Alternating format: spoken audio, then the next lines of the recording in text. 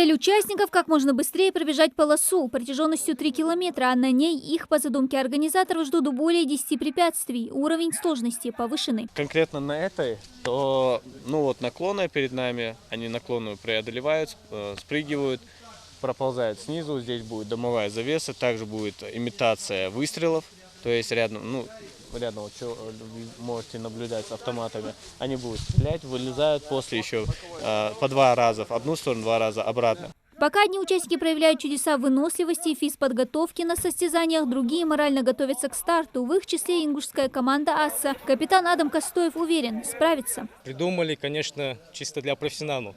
А мы, как неподготовленные ребята, первый раз участвуем, вообще ни разу не были нигде, ни разу не выступали, ни за республику, ни в СКФО, ни в России, нигде. И вот сейчас посмотрим, ребята сейчас должны выступить, покажут себя. Надеюсь, что моя команда, она как бы займет первое место, даже если не первое, но хоть призовое. Военно-патриотический марафон «Тропа мужества» собрал 6 команд из Ингушетии, Чечни, Дагестана и Ставропольского края. Соревнования проходят на базе Республиканского спортивно-тренировочного центра «Мужичи». Каждый из ребят готовился к ним не одну неделю. Однако они признаются, что пройти полосу препятствий стоило больших усилий, а оттого и проходить ее было интересней. С середины уже устаешь, а там уже даже идти пешком по тропинке уже тяжело, когда у тебя выносливость пропадает. Из-за этого дальше тяжело. Самое тяжелое было, я скажу, этот матч, который на сетке поднимается. Вот это было. Полоса очень сложная, очень классная, насыщенная. То, что все разнообразие, куча, что шашки дымовые, ничего не видно. Хочется быстро-быстро где-то пролезть, где-то не получается, где-то прям вот очень круто в общем.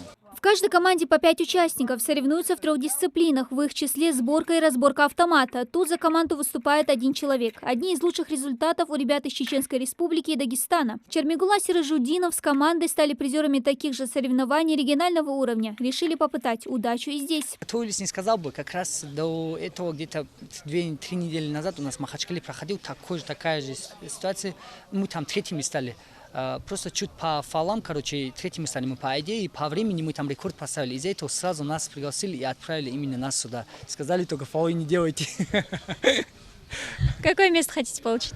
Здесь мы по-любому настроены на первое место. Мы зря приехали, что столько дороги оставили, но иншалла по-любому без первого мы отсюда не уедем. У нас цели высокие, мы хотим одержать победу. Военно-патриотический марафон, проходящий в рамках проекта «Тропа мужества Z», проводится благодаря грантовой поддержке Всероссийского конкурса молодежных проектов. В реализации проекта активную поддержку оказывает и Министерство спорта Республики Ингушетия, и Комитет по делам молодежи Республики Ингушетия, а также и присутствует партнер, наш генеральный спонсор, сеть заправочных станций МЖЭ, который от себя ставил призовой фонд, который также будет распределяться среди призовых мест. То есть это первое место 100 тысяч, второе место 60 тысяч, третье место 40 тысяч. Помимо этого это еще и призы, подарки, кубок победителя, медали. Все. Такое спортивное мероприятие в регионе проводится впервые. Его цель не только военно-патриотическое воспитание молодежи, но и укрепление дружеских отношений между регионами. Проходит он 2 дня. Кроме спортивной части мероприятия, в рамках марафона прошла и культурная. Для этого участникам провели экскурсию по регионам. Владислав Березюк, как учитель физкультуры, с радостью откликнулся на участие в марафоне. Понравился ему и наш край. Показали